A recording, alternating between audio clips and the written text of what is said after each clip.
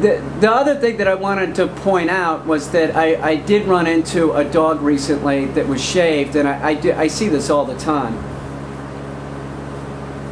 You have to understand that the dog is physiologically different than the human, and they cool themselves differently, and they cool themselves by panting. And if you see a dog that's panting heavily, a lot of times their tongue will be real red, and that's because they're rushing blood to their tongue to help cool up their body. They don't cool as well as us. That's why don't run your dog in heat, and don't expect your dog to run the same speed as you in the same distance. It's absurd. So, shaving your dog, does that make the dog cooler? No, hell no. Don't do that. Don't shave your dog. The dog that I saw the other day was a hound, was a bloodhound, and it was shaved. And I asked the woman, I said, "Why is your bloodhound shaved?" She said, "Oh, because it's hot." I was just like, "Oh, we're dealing with another person that has 100 IQ or lower." I just couldn't even, you know, it's just like, oh my God, she's a moron. So here's the scoop. If you have a golden retriever or something, and I saw that not too long ago too, a golden retriever that was shaved, and you shave it for the summer, you're screwing up. That doesn't make the dog cooler.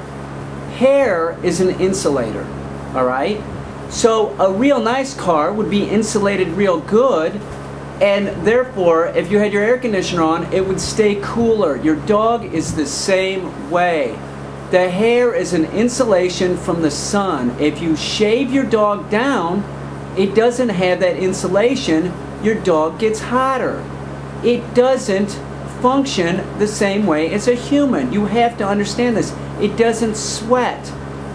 Just because you would feel cooler with shorter hair, right, doesn't mean the dog will. You're gonna make it hotter. Don't shave your dog thinking that it's gonna be cooler, because that's not gonna happen.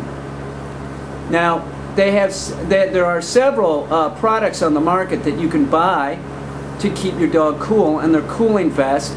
But if you're gonna get one, get a good one. Get a really good one. And how they work is you charge them. You charge them in cold water. So you soak them in cold water, and then you put them on the dog, and it has a polymer in it that retains the water, and then it cools the chest area, because that's where the dog, it's breathing in, so it cools that chest area. Now this is what I do with Ike. I get a full-on backpack, right? I get a full-on backpack with Ike, and what I do is I put freezer packs in it, and I do it that way, and that way the dog is totally chill. It is such a big difference with Ike if I have him have his backpack on with the freezer packs than not. And really, the Labradors, any of these dogs that are made for cold weather, really watch them. And short, stocky dogs, dogs with pushed-in faces like pugs, man, those dogs really can't. Bulldogs, they can't handle the heat. The German Shorthair is comparable to like the human on the Serengeti. It's a very lean dog with very little fat, right? And then you have the antithesis of that, which would be the Labrador, who's just all fat, like my dog. He's just a fat pig. But remember, the Labrador has the body frame for that weight. I tried to explain this to somebody else. You also should be concerned about your dog's weight. If your dog is overweight, it's going to make it harder for the dog to cool. So make sure that your dog is the proper weight.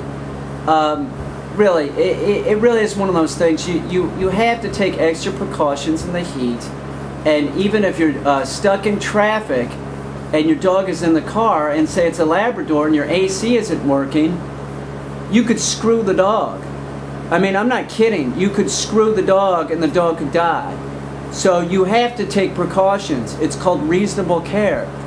If you know you're going to be stuck in traffic, get yourself a cooler with some ice, and that way you can pour it on the dog and the dog will be okay. you know, who cares if the inside of your car gets wet or whatever? You know, what's better, your car getting all wet and moldy or your dog dying? You love your dog, take the precautions. From what I understand, this heat wave is going to last for the next 3 months. So be careful. You can still take your dog with you, but just use precautions and be careful. And you know, go get a bag of ice, whatever you need to do. And I've done that before too. My air conditioner broke. This was about 6 years ago. And what I did was, I just rolled down the windows. I went and bought a bunch of bags of ice. I threw them in the back seat, and the dogs laid on them. They were fine. Just watch your dog. Read your dog. If you see that the dog's panting a lot, then it's a problem. Look at its tongue. If it's a nice pink color, good. If it's a real red color, that means it might be having some trouble cooling. So be careful with the dog. You can still take your dog in the heat.